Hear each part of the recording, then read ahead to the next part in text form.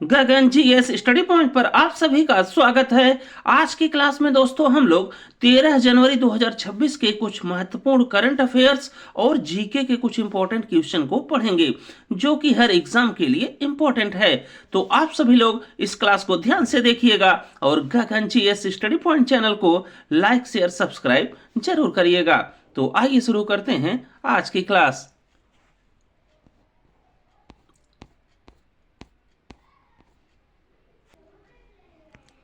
आज की क्लास का पहला क्वेश्चन है 12 जनवरी 2026 को स्वामी विवेकानंद की कौन सी जयंती मनाई गई। तो इस क्वेश्चन के लिए राइट आंसर हो जाएगा ऑप्शन नंबर सी जो कि है 164वीं। तो यहां से आप लोग ध्यान में रखिएगा कि 12 जनवरी 2026 को स्वामी विवेकानंद की 164वीं जयंती मनाई गई। बाकी दोस्तों स्वामी विवेकानंद से आप लोग कुछ और महत्वपूर्ण तथ्य ध्यान में रखिएगा। तो इसमें सबसे पहला पॉइंट आप लोग ध्यान में रखिएगा कि स्वामी विवेकानंद का जन्म 12 जनवरी 1863 को हुआ और इनके जन्म दिवस को दोस्तों हम लोग मनाते हैं राष्ट्रीय युवा दिवस के रूप में। बाकी दोस्तों अंतरराष्ट्रीय युवा दिवस मनाया जाता है हर वर्ष 12 अगस्त को। इस बात को आप लोग ध्यान में रखिएगा। और 2026 में स्वामी विवेकानंद की दोस्तों 12 जनवरी को 164वीं जयंती मनाई गई। फिर इसके बाद आप लोग ध्यान में रखिएगा कि स्वामी विवेकानंद ने रामकृष्ण मिशन या आरके मिशन की स्थापना की 1897 में। और स्वामी विवेकानंद के द्वारा लिखी गई कुछ महत्वपूर्ण पुस्तक का नाम आप लोग ध्यान में रखिएगा। तो इसमें है दोस्तों ईस्ट एंड वेस्ट, राजयोग, कर्मयोग, भक्ति योग। ये दोस्तों इनके द्वारा लिखी गई कुछ प्रमुख किताबें एवं रचनाएं हैं जो कि एग्जाम में पूछी जाती हैं। तो इतनी बात आप लोग इस पहले क्वेश्चन से ध्यान में रखिएगा। इसके बाद दूसरा क्वेश्चन है समाचारों में रहा SCORP क्या है। तो इस क्वेश्चन के लिए राइट आंसर हो जाएगा दोस्तों ऑप्शन नंबर बी जो कि है भारत का पहला लेग्ड मोबाइल मैनिपुलेटर रोबोट। तो जो समाचारों में रहा SCORP वो है दोस्तों भारत का पहला लेग्ड मोबाइल मैनिपुलेटर रोबोट। और SCORP दोस्तों एक स्वदेशी रोबोटिक सिस्टम है जो कठिन और खतरनाक क्षेत्रों में संचालन के लिए विकसित किया गया है और यह रक्षा व आपदा प्रबंधन में भी उपयोगी है।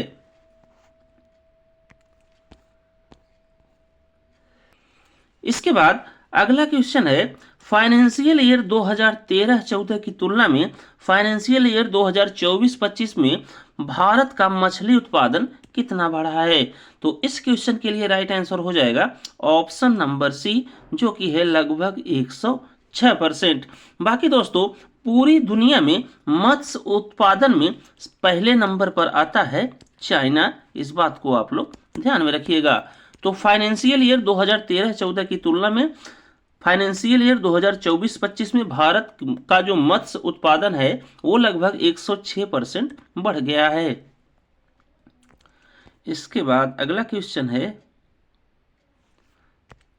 12-13 जनवरी 2026 को भारत की यात्रा पर आने वाले जर्मन चांसलर कौन हैं। तो इस क्वेश्चन के लिए राइट आंसर हो जाएगा दोस्तों ऑप्शन नंबर सी जो कि है फ्रेडरिक मर्ज। इसके बाद अगला क्वेश्चन है DRDO ने हाल ही में किस स्वदेशी मिसाइल का टॉप अटैक कैपेबिलिटी के साथ परीक्षण किया। तो इस क्वेश्चन के लिए राइट आंसर हो जाएगा ऑप्शन नंबर बी जो कि है MP-80GM। तो DRDO ने दोस्तों हाल ही में MP-80GM एक स्वदेशी मिसाइल का टॉप अटैक कैपेबिलिटी के साथ परीक्षण किया है। बाकी इस क्वेश्चन से आप लोग ध्यान में रखिएगा कि MP-80GM इसका फुल फॉर्म होता है man portable anti tank guided missile और यह तीसरी पीढ़ी की एंटी टैंक मिसाइल है। और डीआरडीओ से आप लोग ध्यान में रखिएगा कि डीआरडीओ का फुल फॉर्म होता है defence research and development organisation, और इसकी स्थापना हुई दोस्तों 1958 में, और इसका हेडक्वार्टर या मुख्यालय है नई दिल्ली में। और डीआरडीओ के वर्तमान में दोस्तों चेयरमैन हैं डॉक्टर समीर वी कामत। इसके बाद अगला क्वेश्चन है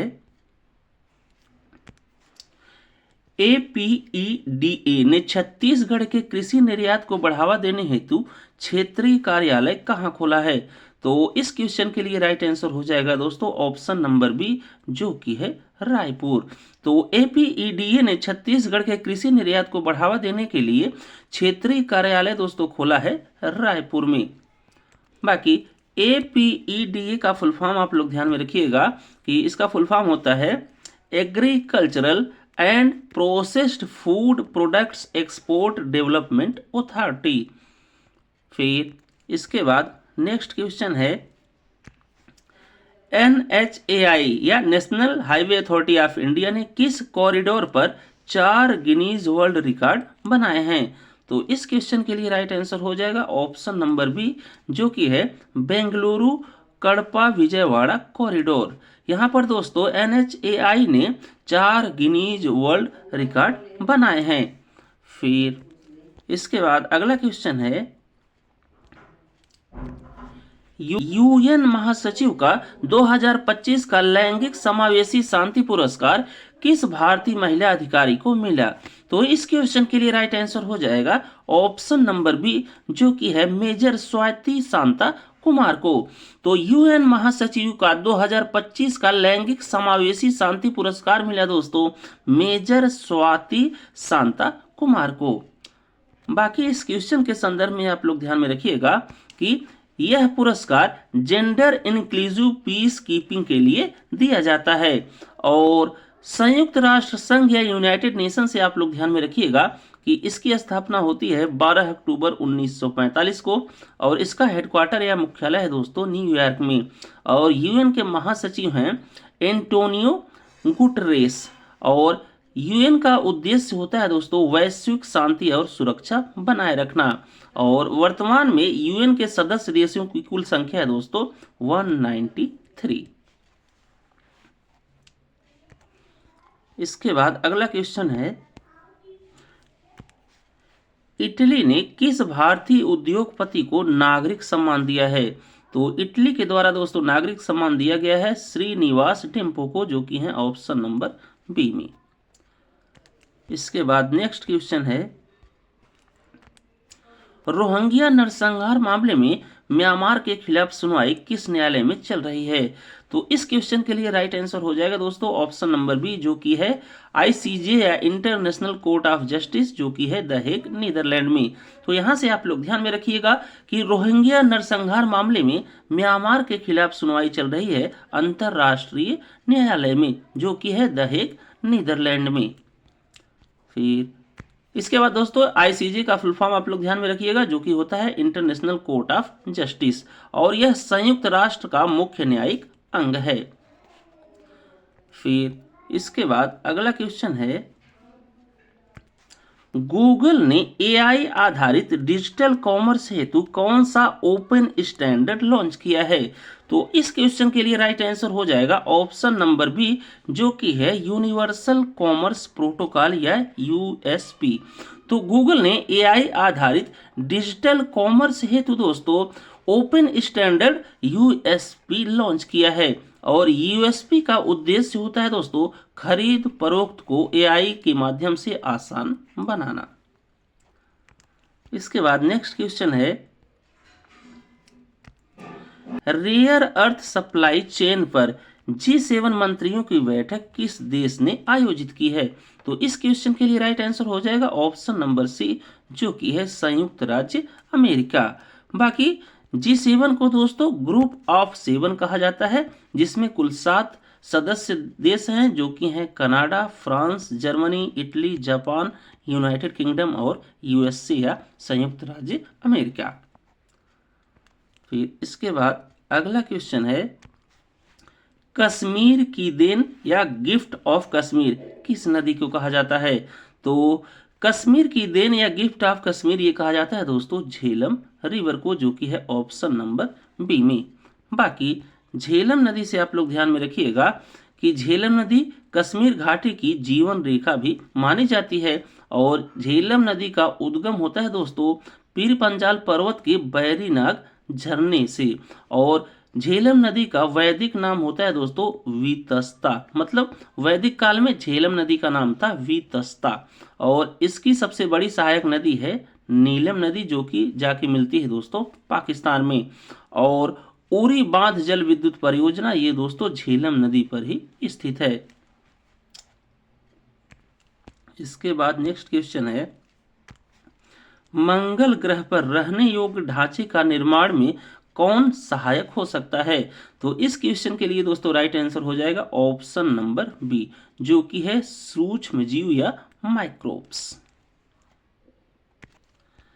इसके बाद अगला क्वेश्चन है, प्रशांत तमंग के निधन से किस क्षेत्र के सांस्कृतिक पहचान पर बहस तेज हो गई है? तो इस क्वेश्चन के लिए राइट आंसर हो जाएगा ऑप्शन नंबर बी, जो कि है दार्जिलिंग पहाड़ियां। इसके बाद अगला क्वेश्चन है, प्रधानमंत्री मोदी ने विकसित भारत यंग लीडर्स डायलॉग 2026 कहां से संबोधित किया? तो ये किया दोस्तों नई दिल्ली से, जो कि है ऑप्शन नंबर बी में।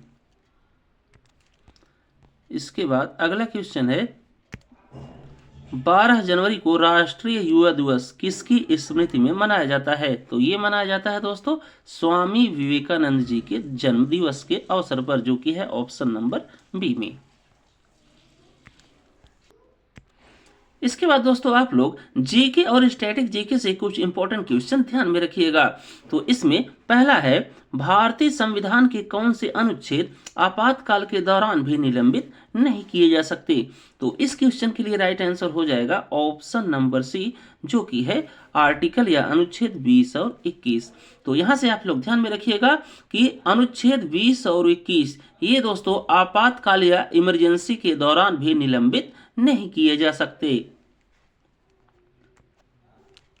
इसके बाद अगला क्वेश्चन है, संविधान के किस अनुच्छेद के अंतर्गत वित्त आयोग या फाइनेंशियल कमीशन का गठन किया जाता है? तो इस क्वेश्चन के लिए राइट आंसर हो जाएगा दोस्तों ऑप्शन नंबर बी, जो कि है आर्टिकल या अनुच्छेद 280।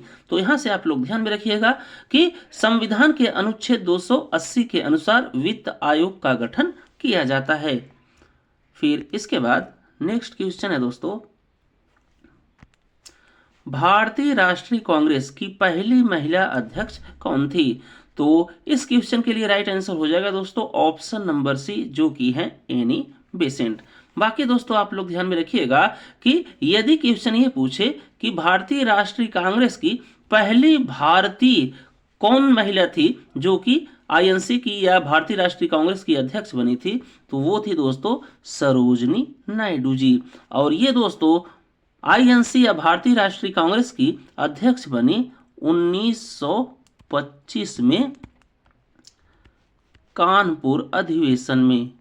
बाकी ओवरऑल दोस्तों यदि पूछे सिर्फ महिला, कौन सी महिला भारतीय राष्ट्रीय कांग्रेस की अध्यक्ष बनी, तो ये बनी थी एनी बेसेंट 1917 में कलकत्ता के अधिवेशन में। और आईएनसी की दोस्तों आप लोग ध्यान में रखिएगा कि आईएनसी या इंडियन नेशनल कांग्रेस या भारतीय राष्ट्रीय कांग्रेस की स्थापना हुई थी 28 दिसंबर 1885 को मुंबई महाराष्ट्र में। तो इतनी बात आप लोग इस क्वेश्चन से ध्यान में रखिएगा। इसके बाद अगला क्वेश्चन है, किस गुप्त शासक को भारत का नेपोलियन कहा जाता है? तो इस क्वेश्चन के लिए राइट आंसर हो जाएगा दोस्तों ऑप्शन नंबर सी, जो कि है समुद्रगुप्त। तो समुद्रगुप्त को दोस्तों भारत का नेपोलियन कहा जाता है। इसके बाद अगला क्वेश्चन है, भारत में सबसे लंबा समुद्री तट किस राज्य का है? तो भारत में गुजरात राज्य की दोस्तों सबसे लंबी समुद्री तट रेखा है, जो कि है ऑप्शन नंबर डी में।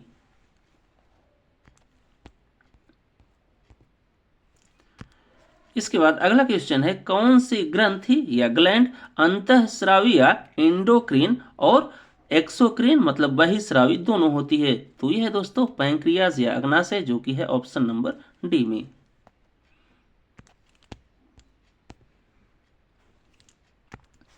फिर इसके बाद है गिद्धा लोक नृत्य किस राज्य से संबंधित है। तो गिद्धा लोक नृत्य ये संबंधित है दोस्तों पंजाब राज्य से, जो कि है ऑप्शन नंबर सी में। इसके बाद नेक्स्ट क्वेश्चन है, भारत ने मिश्रित अर्थव्यवस्था किस पंचवर्षीय योजना में अपनाई। तो इस क्वेश्चन के लिए राइट आंसर हो जाएगा ऑप्शन नंबर बी, जो कि है सेकेंड 5 ईयर प्लान या द्वितीय पंचवर्षीय योजना।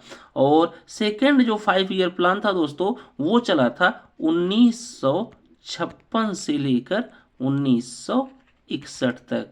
और इस सेकेंड पंचवर्षीय योजना को दोस्तों पीसी मोहलनोबिस मॉडल भी कहा जाता है। इस बात को आप लोग ध्यान में रखिएगा।